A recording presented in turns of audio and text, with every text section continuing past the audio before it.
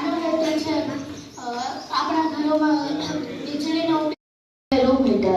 આનો ઉપયોગ છે કે આપણે જે ગરમ ઠંડા પ્રદેશ હોય તેમાં ગરમી ઉત્પન્ન કરે છે. બનાવવા ઇલેક્ટ્રિસિટી જનરેટર છે.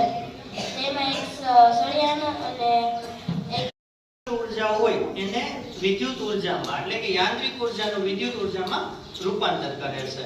એની અંદર નામ છે મેગ્નેટિક લેવિટેશન.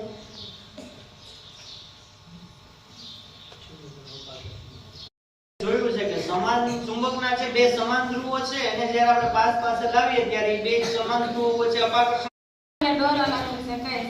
આનો હેતુ છે દરવાજો અનધિકૃત રીતે ખોલતા તરત જ ચેતવણી આપી અને અવાજ દ્વારા લોકોને.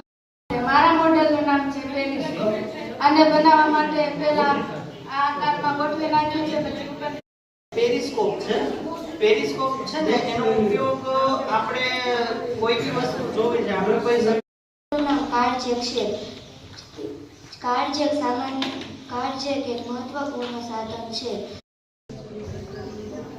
નમસ્તે, મારા મોડેલનું નામ છે ડબલ સાઇડ મોટર. આપણી પાસે અહીંયા ડબલ સાઇડેડ મોટર છે જેનો આપણે ઉપયોગ કર્યો છે ડાયનેમો તરીકે. નમસ્તે, આ મોડેલનું નામ છે સ્ટ્રીટ લાઇટ. આ આપણે ગલીઓ અને રસ્તામાં વાપરી શકીએ. આ યુએસબી ફેન છે. આને બનાવવામાં એક ડીસી મોટર રૂમ હીટર છે. આની ઉપયોગિતા ઠંડા પ્રદેશોને ગરમ કરવા માટે થાય છે. આને બનાવવા માટે આપણે એક્ઝોસ્ટ ફેન. મારા પ્રોજેક્ટનું નામ છે લાઇટલેસ સ્ટારગેટ. આમાં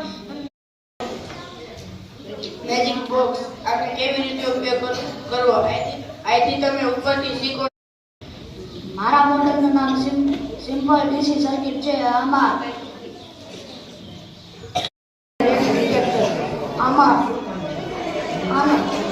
આનો હેતુ છે કે આપણે.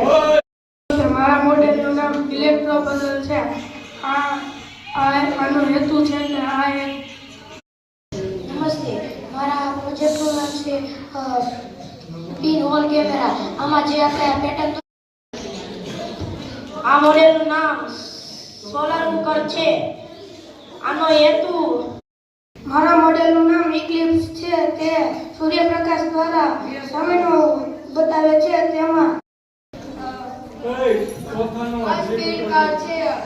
આને બનાવવાની રીત પહેલા મેં